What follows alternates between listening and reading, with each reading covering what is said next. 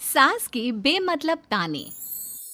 अरे सास हो और ताने ना दे, ऐसा कहाँ हो सकता है। लेकिन क्या हो जब सास जरूरत से ज्यादा ही ताने देने लगे तो। सुन बहू, आज घर में कुछ खास मेहमान आने वाले हैं, तो लंच पर ये सब बना देना। ये पकड़ लिस्ट, और कुछ भी कम ज्यादा नहीं होना चाहिए। वैसे तेरे बारे में जानती हूँ मैं, मेरे टाइम पर तो हमें बताने वाला भी कोई नहीं था। माँ जी कितने लोग आ रहे हैं ये तो लिखा नहीं है। खाना बच जाए तो दिक्कत, कम पड़ जाए तब तो दिक्कत ही दिक्कत है ना। क्यों? अरे सवाल पर सवाल ही करती रहती है, ये ठीक नहीं है। मेरे टाइम पे तो मजाल है कि हमारे मुंह से चू भी निकले। वो क्या है ना माँ जी, मैं खाना उसी हिसाब से बनाने का सोच रही हूँ। कहीं खाना कम ज्यादा बन गया तो आप तो मुझे पाताल में ही डाल देंगे ना। मेरे टाइम पे तो हम इतना बोलना क्या सोच भी नहीं सकते थे कि सास को कैसे ताने दे। अरे अरे रे माँ जी, कहाँ ताने दे रही हूँ। पर माँ जी इतना सारा खाना मैं अकेले कैसे बनाऊंगी। कोई हेल्प, कोई हेल्प। कितनी बड़ी बात बोल गई बहू। कोई हेल्प ना जी ना, वो भी सास। सास तो सिर्फ ताने देती है, ताने। हेल्प? हमारे टाइम में सास को ये शब्द बोल दो तो भूचाल आ जाता था। बाकी मैं तो अपने सास की लाडली बन गई थी, पर तू तो बहू की बहू ही रहेगी। क्यों नहीं बना पाएगी? अरे अभी तो बनाना शुरू किया नहीं और पहले ही सोच लिया नहीं बना पाऊंगी। आजकल की तुम जैसी बहुओं के ये बहाने होते हैं कि कैसे नहीं बन पाएगा। अरे मैंने भी अपने टाइम पे बनाया था, अरे बल्कि इससे भी ज्यादा खाना बनाया था। तो तुझसे क्यों नहीं होगा? हैं? सब होगा जा। माँ जी मैं बना तो लूंगी, मैं बस इतना बोल रही हूँ कि अगर आप थोड़ी मेरी मदद कर देती तो। अरे अरे अरे, शर्म नहीं आती तुम्हें अपनी सास से मदद मांगते हुए? हमने अपने टाइम पर कभी अपनी सास से ऐसा नहीं बोला। सच में आजकल की लड़कियां तो बहुत ही छुई मुई सी होती हैं। जरा सा काम देखा नहीं कि बस पहले मदद मांगने दौड़ने लगती है। अरे अब ये सब बहाने नहीं चलेंगे। हाँ, जा जाकर खाना बना। हमारे टाइम पर हम ये करते थे, हमारे टाइम पर हम वो करते थे। हाय रे ताने। फिर शाम को। अरे बहू कहाँ चले गए? मुझे ये सामान पकड़ा जरा। हमारे टाइम पर मजाल है कि हम सास के साथ खड़े ना हो। हाय रे क्या करूं, बस कोमल तैयार हो जा ताने खाने के लिए। काश इस औरत के समय में मैं होती तो देखती ये क्या क्या करती थी अपने टाइम पर। माँ जी यही हूँ, बस चिंटू को पढ़ाना था। अरे हमने भी बच्चे पढ़ाए हैं हमारे टाइम पर, चिंटू को बाद में पढ़ाना। जा पहले वो कर जो कहा है। बहू बेचारी क्या करती, बच्चे को छोड़कर लग जाती है सास के साथ। हमारे टाइम पर ना। फिर तो सास बोली जा रही थी और बहू सुनी जा रही थी। अगले रोज। क्या हो गया चिंटू, क्यों रो रहा है? माँ कल कितना कहा था आपसे कि पढ़ा दो, लेकिन आपको तो मेरी पढ़ाई की कोई वैल्यू ही नहीं है। देखिए कितने कम नंबर आए। अरे कोई बात नहीं बेटा, फेल तो नहीं है ना। वाह बहू वाह, मेरे टाइम पर तो हमारे बच्चे के कम नंबर फेल ही कहलाते थे। ना पढ़ाती हो ना घर का काम करती हो। हमारे टाइम पर तो। सास की इस बात पर इस बार बहू का पारा हाई हो जाता है। वो सोच लेती है कि अब तो वो पति से बात करके ही रहेगी। अगले दिन। माँ जी सारी सफाई हो गई, मेरी कमर टूट रही है, मैं जरा सोने जा रही हूँ। सोना? अरे हमारे टाइम पर तो हम ये जानते भी नहीं थे कि आराम क्या होता है। पागल हो गई है क्या? रुक अभी। देख उस कोने में देख, मुझे कितनी धूल दिख रही है। और वो बिस्तर के नीचे तो देख कितना काला पड़ा है। और पर्दों के पीछे खिड़की पर देख जाले लगे हुए हैं, वो कौन साफ करेगा? ऐसी सफाई होती है क्या? जा फिर से कर। मैं तो घर में एक दिन का गंदगी नहीं आने देती थी, लेकिन जब से तू आई है घर की हालत ही खस्ता कर दी है। अरे माँ तो तू कहाँ गई? तू भी तो यही है। वैसे माँ मैंने कभी तुझे सफाई करते नहीं देखा। जब से ये आई है न जाने आप में कौन सा सफाई का कीड़ा चला गया है। हाय रे, हमारे टाइम पर तो पति कभी बीवी की तरफ से बोल दे तो समझो घर का बंटवारा, और यह घर तो मेरे ही नाम से है। तो बेटा निकल ले बीवी को लेकर। हमारे टाइम पर तो। अरे कैसी बात कर रही हो माँ, मैं तो बस मजाक कर रहा था। इतनी कम सैलरी में मैं कहाँ अलग रह सकता हूँ। माँ जी प्लीज, मैंने अभी पूरा घर साफ किया है और इन जालों को झाड़ूंगी तो फिर से पूरी गंदगी हो जाएगी, फिर से सारे घर के झाड़ू। ना माँ जी ना। हमारे टाइम पर तो मैं दिन में 10 बार झाड़ू लगाती थी, हमने नहीं किया है क्या? मायके से कोई तो संस्कार लेकर आई होगी ना तू बहू, क्या कुछ भी नहीं? तभी पति आ जाता है। बहू पति की तरफ देखती है कि शायद वो उसे उसकी माँ के प्रकोप से बचा सके, लेकिन नहीं, उल्टा उस दिन की माँ की डांट के बाद से तो पति के तेवर ही बदल जाते हैं। देखो माँ जो करती है करती रहो, माँ बड़ी है, जो कहती है सही तो कहती है। बस पति का ये कहना और बहू का पारा 7वें आसमान में। एक इनके भरोसे मैं सब सह रही थी, लेकिन आज तो इन्होंने मेरा ही साथ छोड़ दिया माँ के लिए। अब तो इन लोगों को सबक सिखाना ही होगा। फिर एक दिन, बहू ये कौन है और तुम्हारे साथ क्या कर रहा है? और ये हाथ, अरे हाथ छोड़ मेरी बहू का। कौन हो तुम? माँ जी वो कोई नहीं माँ जी, माफ कर दीजिए। बहू घबराने का नाटक करती है। अरे क्यों डर रही हो तुम? मैं हूं ना तुम्हारे साथ। आंटी जी, मैं इसका बॉयफ्रेंड हूँ और मैं इससे मिलना आया हूँ। कोई समस्या? बोलिए। बोलेंगी क्या? यही कि इनके टाइम पर तो इन्होंने न जाने कितने ही बॉयफ्रेंड बना कर छोड़ दिए हैं। क्यों माँ जी, यही कहने जा रही थी ना आप? अब क्या था, सास की बोलती बन। कैसे कहे कि उनके टाइम पर। बहू ये सब ठीक नहीं है। मेरे टाइम पर। हाँ हाँ आंटी जी, क्या आपके टाइम पर क्या? जरा हमें भी बताइए ना। अरे हमारे टाइम पर बॉयफ्रेंड कुछ नहीं होता था। सास की आंखों की शर्म होती थी। अरे पति के अलावा किसी और से बात भी नहीं करते थे हम लोग। ये क्या चल रहा है बहू? चल क्या रहा है आंटी? ये तो परेशान है आपके घर में आकर। आप हर बात पर इसे सुनाती रहती है, ताने माने। अब इससे बर्दाश्त नहीं होते तो मैंने सोचा क्यों ना मैं इसे अपने ही घर ले जाऊं, कम से कम आराम से तो रहेगी। अरे हमारे वक्त में तो ऐसा नहीं होता था कि सास के ताने बर्दाश्त नहीं तो किसी और के साथ चली जाओ। अब नहीं होता तो नहीं होता माँ जी। मैं भी तो कल को अपनी बहू को कुछ अपने वक्त की सुनाऊंगी ना, कि सास के ताने समझ में नहीं आ रहे थे अपने वक्त में, तो मैं अपने बॉयफ्रेंड के साथ चली गई। वाह, फिर तुम्हारी बहू को समझ में आएगा कि तुम कितनी मॉडर्न थी अपने वक्त में। अरे चुप, बिल्कुल चुप। क्या बकवास कर रहे हो तुम दोनों?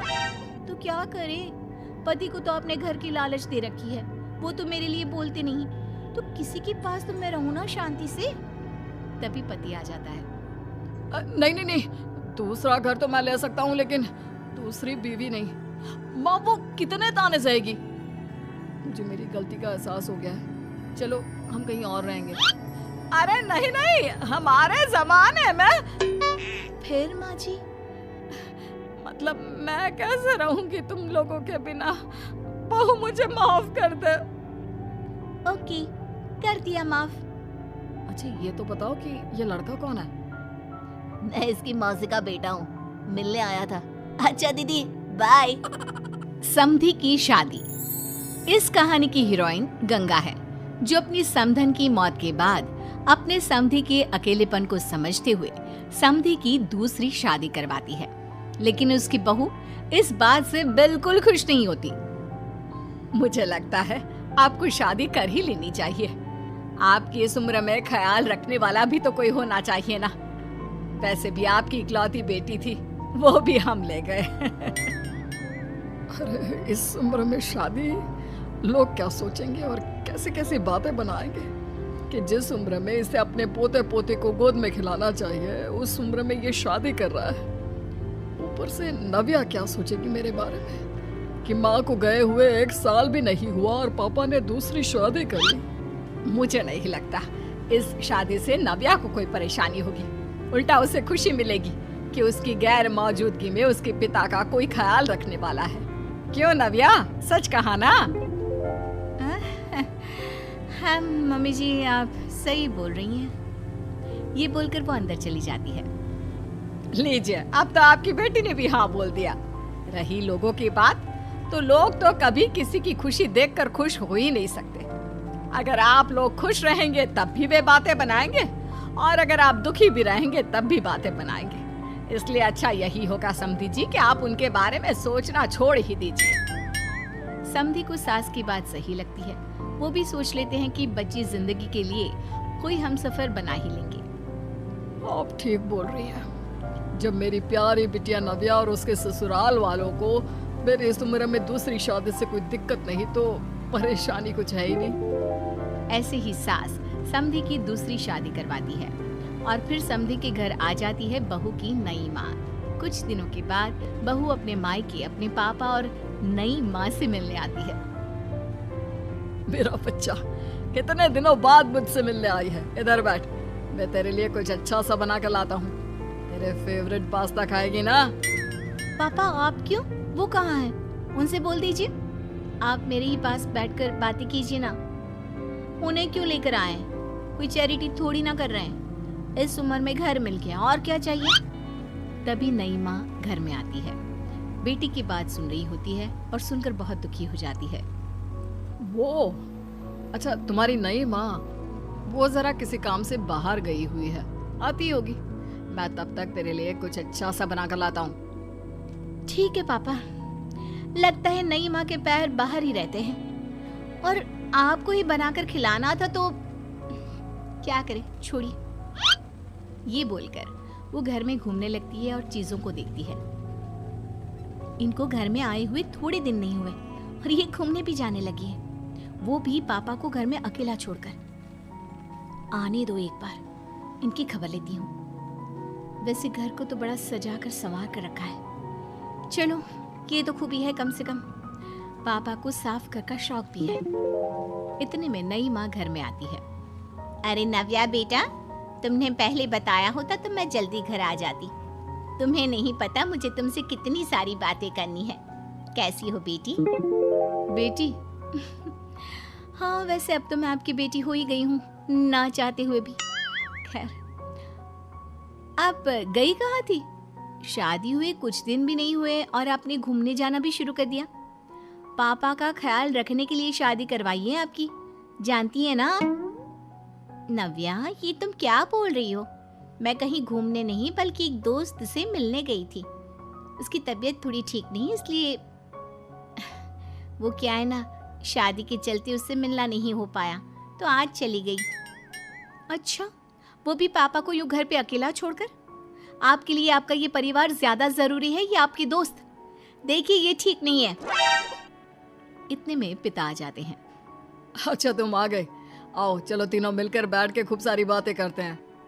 माँ कुछ नहीं कहती, चुपचाप अंदर चली जाती है। ऐसे ही बहू जब भी अपने मायके आती, अपनी नई माँ से ऐसे ही बात करती। नई माँ बहू के इस बर्ताव से परेशान होकर उसकी सास को बताती है। देखिए माना, वो बेटी है, लेकिन मैंने भी शादी की है। वो बेटी कम, सास सा व्यवहार ज्यादा करती है। अब छोटी है तो कुछ कहना ठीक नहीं लगता। बाकी शादी का रिश्ता लेकर तो आप आई थी, इसलिए आपको बता रही हूँ। मैं शादी करके बहुत पछता रही हूँ। अरे परेशान ना हो, मैं बहू से बात करती हूँ। तभी थोड़ी ही देर में बहू ससुराल आ जाती है। बहू कहाँ थी अब तक? तुम्हें पता है क्या टाइम हो रहा है? माँ जी, मैं अपनी एक सहेली से मिलने गई थी। और माँ जी, अभी तो 7 बज रहे हैं। अरे इतना लेट कोई घर आने का टाइम है? आज के बाद 6 बजे के बाद तुम घर आई तो तुम्हें घर में एंट्री नहीं मिलेगी। सास बहू के साथ बिल्कुल वैसा ही व्यवहार करती है जैसा वो अपनी नई माँ के साथ कर रही होती है। न जाने माँ जी को क्या हो गया है। मैं कितनी खुश थी कि मायके जैसा ससुराल मिला है। सासू माँ इतनी अच्छी थी। फिर अगले रोज, बहू, मेरे बेटे को पौष्टिक खाना दिया कर। क्या ये पास्ता पिज्जा बनाती रहती है? इसलिए शादी नहीं करवाई थी मैंने अपने बेटे की। ठीक है माँ, मैं बना दिया करूंगी ऐसा खाना। लेकिन माँ जी, आपको हुआ क्या है? पहले तो कभी आपने ऐसा नहीं किया, तो ये अचानक से मुझसे कोई गलती हो गई है क्या माँ? क्यों? ऐसे नहीं बोल सकती। समझ ले, ये तेरी सास का हुक्म है। ऐसे ही सास बहू को अपने सास वाले तेवर दिखाकर कभी डांटती तो कभी ताने मारती, पर बहू बेचारी बिल्कुल समझ नहीं पाती। एक दिन, बहू ये क्या बेफिजूल खर्चा करती रहती है? परसों ही तुमने अपने लिए एक साड़ी ली थी और आज फिर से।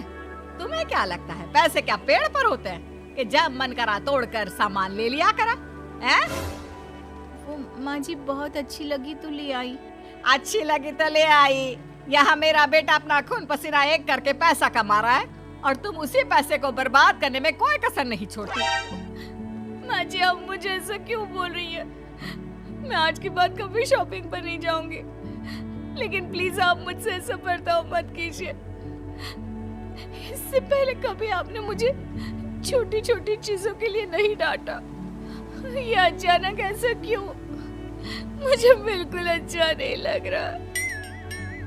देख बहू, मैंने तेरे साथ जब टिपिकल सास जैसा बर्ताव किया तो तुझे इतना बुरा लगा। सोच तेरी नई माँ को कैसा लगता होगा जब तू उनके साथ हमेशा ऐसा बर्ताव करती है। माँ जी आपने इतना सब कुछ बस इसलिए किया, आप मुझसे नाराज नहीं हो, गुस्सा नहीं हो? नहीं बहू, मैं तुझसे गुस्सा क्यों होंगी? मैं तो तुझे बस इतना समझाना चाहती हूँ कि अपनी नई माँ से सास जैसा बर्ताव करना बंद कर दे। उनको बिल्कुल अच्छा नहीं लगता। वो तेरे पास आना चाहती है, तुझे समझना चाहती है, वो सच में तेरी माँ बनना चाहती है। तो उनके साथ सास जैसा बर्ताव बंद कर और एक अच्छी बेटी बन। अब बहू को सास की बात समझ में आती है और वो बहू जैसा बर्ताव करती है।